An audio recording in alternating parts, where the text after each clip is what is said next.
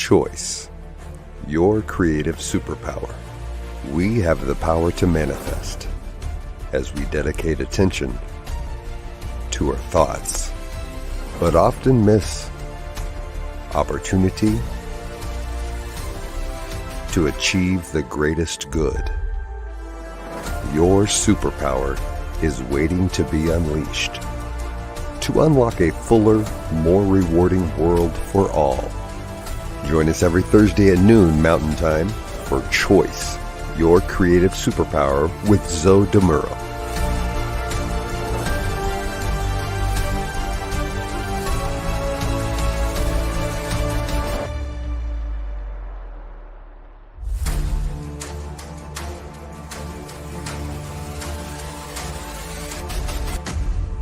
And now, here's Zoe. Hello, folks. Welcome to the New Thought Media Network. My name is Zoe Muro, and I am delighted and honored to be your host for Choice, your creative superpower. We're coming to you from Oakland, California, each Thursday at 11 a.m. Pacific Time, 12 noon Mountain Time. What do we do here? We explore how you can wield your superpower for the greatest good as you co-create your most fulfilling life experience. For those of you coming back, it's so very good to have you here again. And for you first-timers, welcome and thank you for tuning in. I'm a religious science practitioner with the New Thought Media Network, as well as a transformational coach. My ministry as a practitioner and my mission as a coach are to help people live their lives to the fullest. With that in mind, today, in episode 45, we'll be exploring the relationship between choice and ethics. In an earlier episode, way back in episode 11, we explored integrity, and while ethics and integrity are related, we'll definitely get into that, they're also quite a bit different. So let's take a look at this. We'll start off with why and how they do differ. It's easy to think of both of these terms as being about honesty, about fairness, morality. But I want you to consider this. Ethics, if we look at the definition, it's defined as the rules of conduct recognized in respect to a particular class of human actions or a particular group, culture, etc. For example, medical ethics or Christian ethics. Ethics is a very broad term, and it applies to a variety of contexts. You could have family ethics, company ethics, social ethics, even national ethics. We look at these as being socially accepted codes of behavior that are applicable in their immediate surroundings, meaning, for example, within your family, you may be very direct with one another, perfectly reasonable. And if it's my family, very loud. But outside the family, you may be more gentle, more restrained. On the job, you may have a certain way that you behave, a certain way you present yourself, but outside, hanging with your friends, very differently. Integrity, on the other hand, is an internalized personal characteristic of how we behave. And it's actually one of the components or aspects of personal ethics.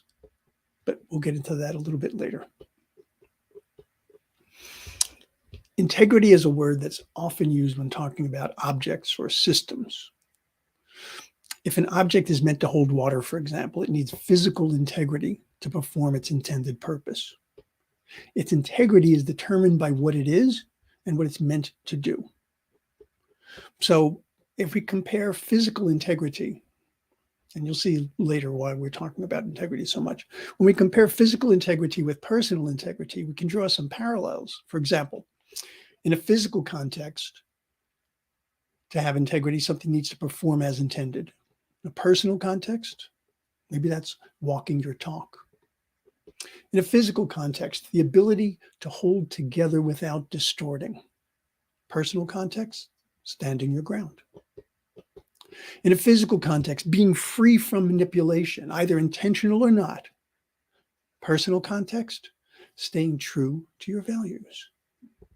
So, coming back to integrity versus ethics, integrity isn't something you can impose on a person. It's their values, their perspectives, their observance of what they hold to be of importance. Whereas when we speak of ethics, we are often referring to the external, essentially the rules and regulations determined by an outside source, not by the individual themselves. Now, we'll talk about different types of ethics as we go through. As a licensed practitioner, for example, I have very specific rules and regulations which I must adhere to if I am going to retain my license. These rules exist to ensure that I act, interact, and present myself in a manner befitting the ministry. As it turns out, while these are external to me, there is nothing in the rules and regulations, the ethics of being a practitioner, which are in conflict with my personal ethics. Coincidence?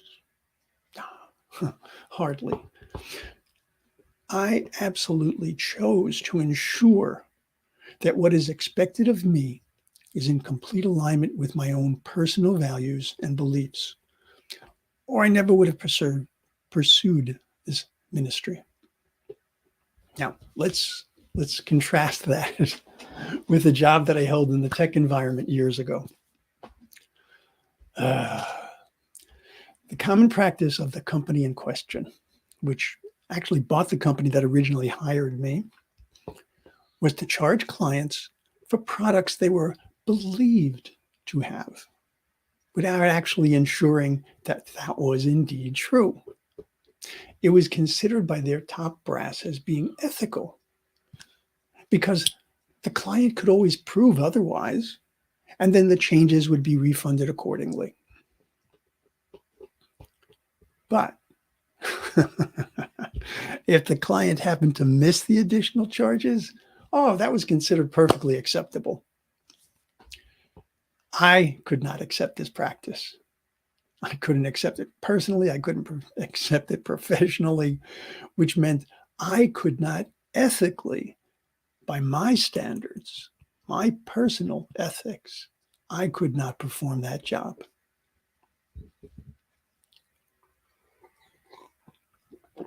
So when I refused to enforce it, I was summarily laid off, which, by the way, actually turned out to be a tremendous blessing.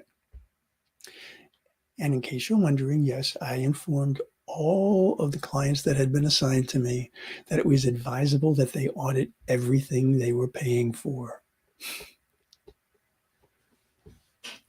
It was very sweet. The word ethics and phrases like ethically sourced have become very prevalent over the past few decades, and they just keep ramping up more and more as companies are eager to show that they care. They care for the environment, for their clients, etc. The term ethically sourced, for example, can actually indicate quite a few things.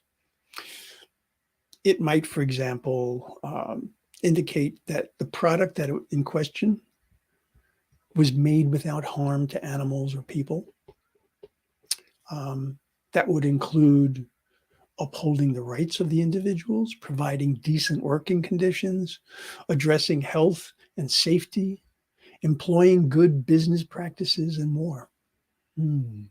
Sounds good, doesn't it? Well,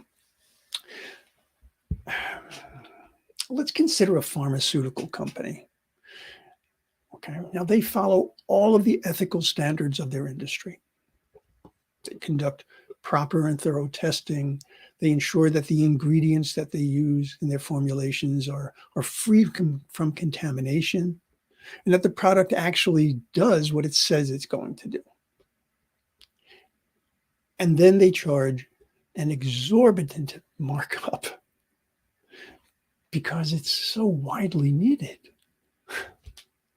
You know, according to the AMA, American Medical Association, prescription drug prices are negotiated, right? And those negotiations often happen behind closed doors. So that leaves patients and physicians out of the negotiations, despite the impact that drug pricing has on the health and treatments of patients. These negotiations are often a collaboration. The pharmaceutical company, the distributors, the health insurance providers. I'll tell you, I find it very difficult to see this practice as being ethical, regardless of how widespread it is.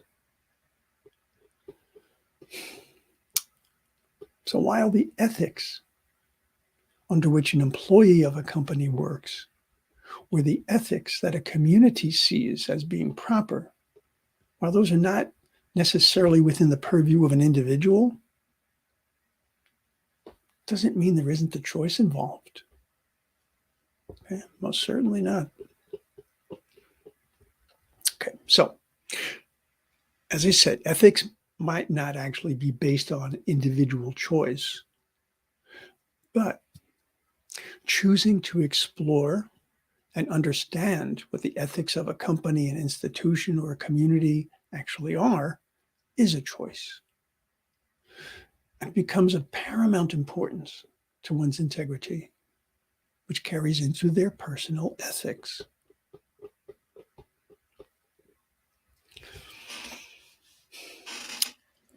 Choosing to behave in an ethical manner, it can be challenging at times, but ultimately, it's highly rewarding. On more than one occasion, I've purchased a product that was so inferior and such a departure from the way it was described that I had to post a negative review. And on more than one occasion, I was contacted by the manufacturer, or the supplier, or the distributor, and I was told, you can have a full refund. All we want you to do is just take down that review.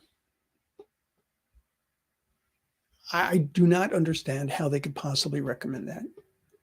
Why would I want the next person to come along to not have the benefit of my experience? Now, does it really affect me by following my own perspective on this, following my own ethics? Yeah, it did. It means I didn't get the money. But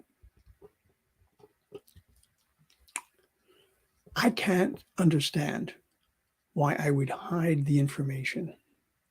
It felt wrong. It was an insult to my ethics. I'd rather eat the cost of an unusable product than allow others to be duped as well. So I see ethics as one of the crucial factors that can contribute to choice. And once you have made a choice about your ethics, that indicates, or rather that informs many choices after that. So looking more deeply at your own personal ethics and understanding their sources, their convictions, their assumptions, could be a challenging choice to make, but one which I believe will serve you extremely well.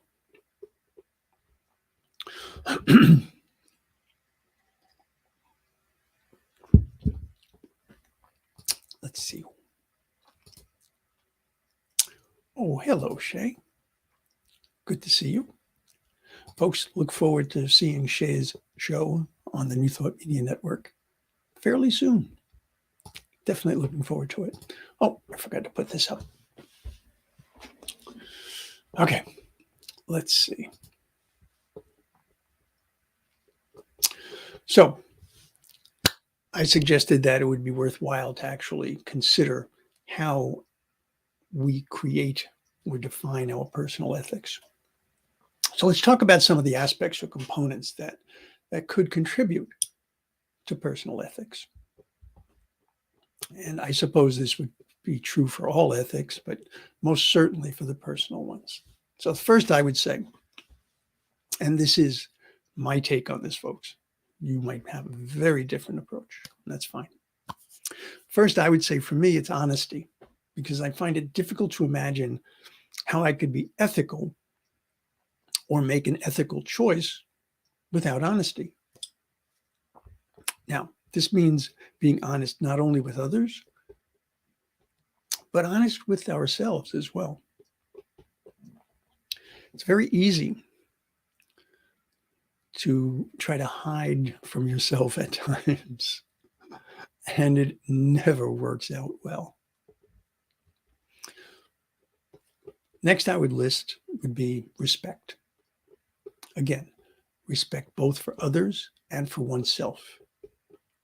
And here we're talking about respect for one another's autonomy, one another's rights and interests, and not discriminating based on someone's religion, someone's sex or gender identity or race. But it goes beyond that, all right? Because it's also about recognizing the intrinsic value of all people. And to truly respect that intrinsic value, we celebrate it. Right? It's not simply something that is acceptable, not something that is tolerated. No, that's not respect. Okay? We celebrate.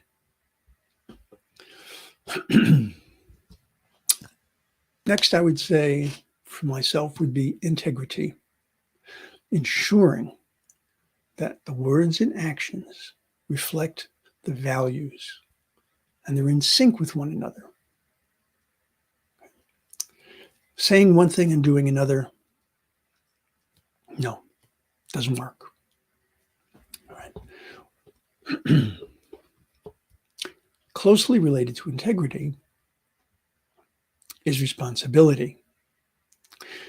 Taking responsibility for your actions and being willing to make course corrections as needed. You know, it's very common for people to do or say something and have a particular intention in mind, but how it lands on someone is not always as it was intended. To be in integrity, right, part of my personal ethics would be to take responsibility for that and to see what I can do to deal with that situation. Sometimes it's a teachable moment, right? You learn something that you had not known. For those of you who are allies, this is a process that we go through to understand and to learn and to be able to appreciate how different someone else's experience of life can be. And I would also add trustworthiness, ensuring that you can be trusted, that you can be relied upon.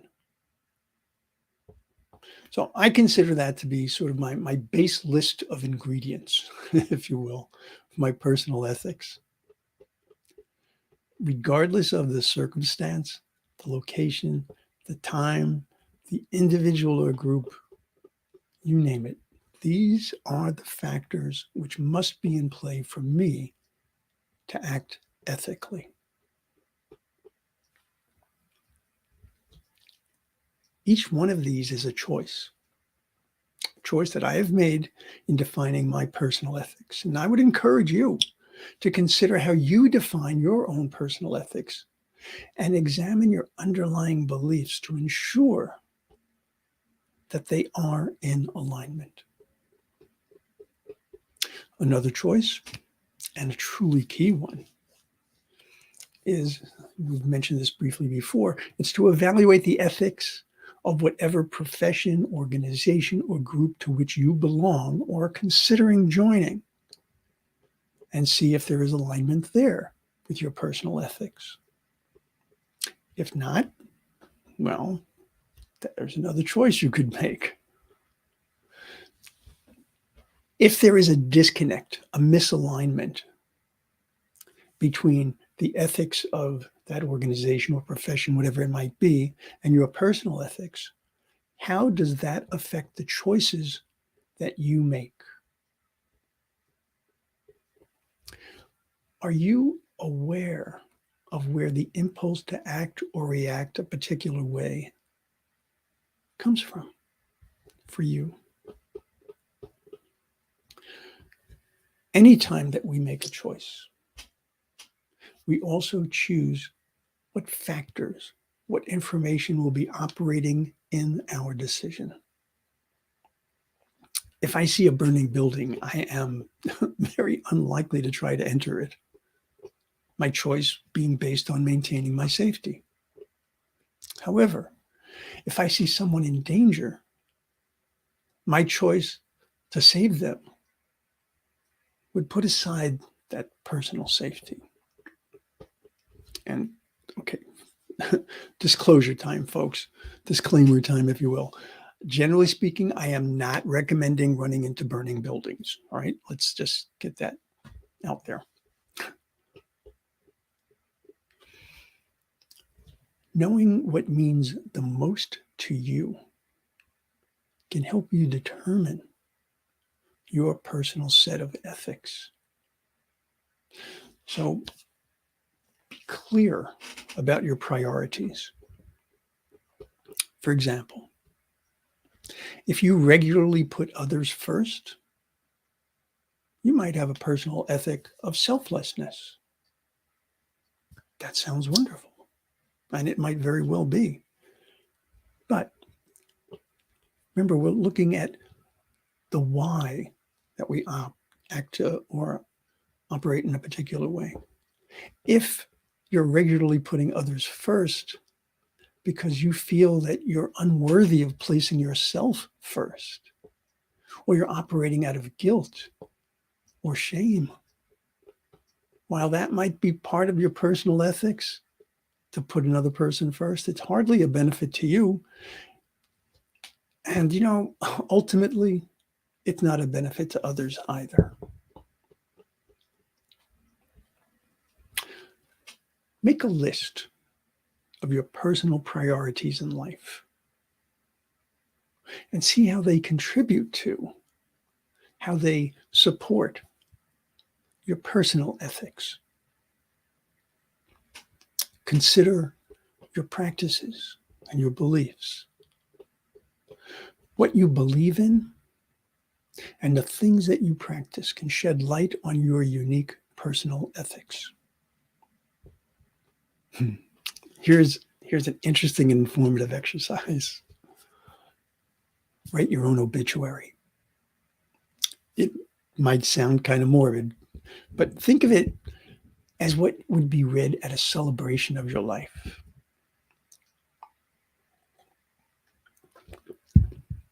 Take note of the things that you would want to be said about you, how you would want to be remembered. Some things actually might already be part of your life. Others may be goals you have yet to address. Now, look at it not as a way to be remembered, but as a way to validate what you believe to be your personal priorities and contributors to or manifestations of your personal ethics. And since our whole show is about being able to live a fulfilling life and to have the greatest possible experience of life, if you take a look at your priorities, all right, and you do not see how they reflect your ethics, hey, you have some work to do. Once you've gone through this part of the exercise, then take a look at how you actually spend your time, how you do indeed prioritize in your life, and look for what is congruent and what is not. Excuse me. While you are considering your personal ethics, bear in mind We cannot force anyone to live by our own code of ethics. It's personal. It is the essence of who we are and how we want to be in the world. Plus, if we're respecting others, forcing someone to live by our code, no, that's not being respectful. Now, having said that, it can definitely be difficult to remember, and it's very easy to fall into judgment. Okay, something to watch. Ethics are not words written on a page or engraved on a plaque, nor are they cast in stone. They are alive, dynamic, and actionable. It's one thing to say we are all creations of the one loving spirit, but it's quite another to be open and loving when faced with disagreement, disapproval, even scorn.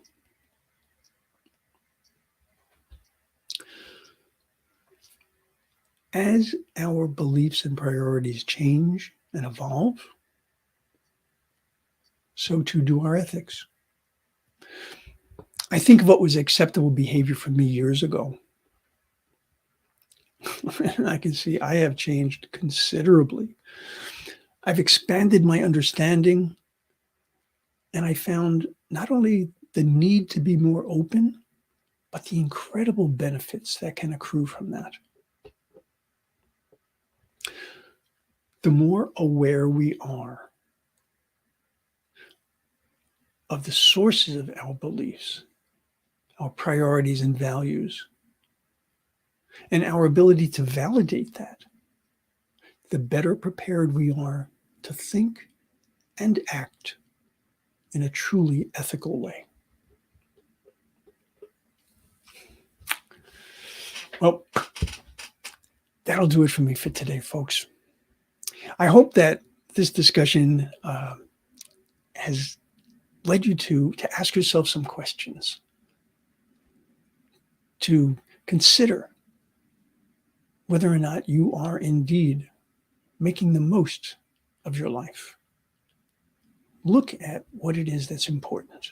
Look at what it is that truly brings joy to you. Look at what it is. If you are a person who absolutely revels in service, that's fantastic. That's wonderful. This is all part of your ethics. Take a good look and find what works the best for you.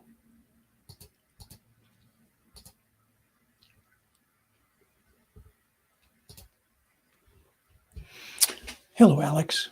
Let's see. Alex says, our personal ethics are an essential element to creating and sustaining healthy lines of connection and communication. I agree, most certainly, Alex. Thank you.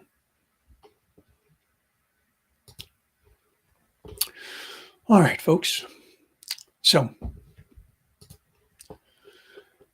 as always, if there is something that you would like to see me discuss in a future show, let me know. Just send me an email. Let me put my email address here. There we go. You can connect with me at zodemuro@gmail.com. And I would be delighted, absolutely delighted, to consider what you would like to hear about on a future episode. Maybe you'd like to discuss an episode or discuss some aspect of choice. Once again, send me an email and we'll work something out. I truly appreciate your spending time with me this week, but I would absolutely invite you to go to ntmedia.org and see all that we have to offer. You can see all the different shows on each of the different days. We have over 40 hours of programming. I'll just give you a preview, for example, of today. So today at 12 noon Pacific time, that would be 1 p.m. Mountain time.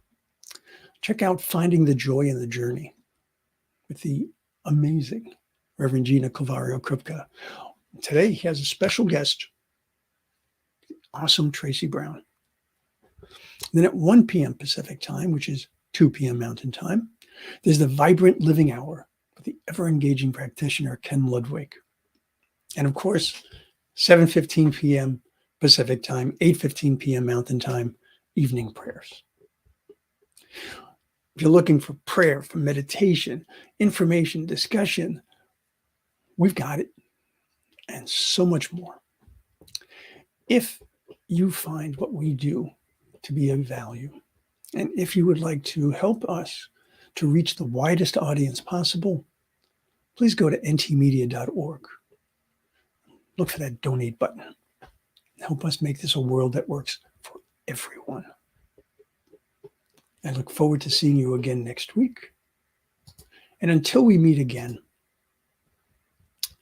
choose wisely, choose well. Namaste. Choice, your creative superpower. We have the power to manifest as we dedicate attention to our thoughts, but often miss opportunity to achieve the greatest good. Your superpower is waiting to be unleashed to unlock a fuller, more rewarding world for all. Join us every Thursday at noon Mountain Time for Choice, your creative superpower with Zo Muro.